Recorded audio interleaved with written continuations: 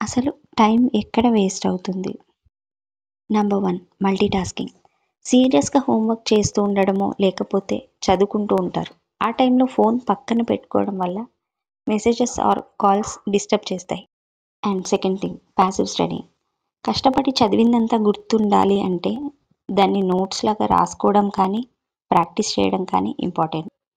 And one more important thing, scrolling. Scrolling అంటే మనకి గుర్తొచ్చేది మొబైల్. స్క్రోలింగ్ అనేది మొబైల్‌లో మాత్రమే కాదు, మన మైండ్‌లో కూడా జరుగుతూ ఉంటుంది.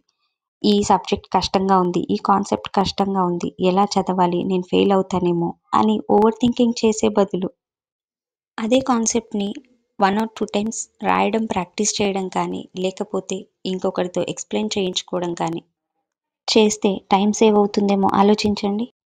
ఇంకొకటి, స్క్రోలింగ్ ఆన్ మొబైల్.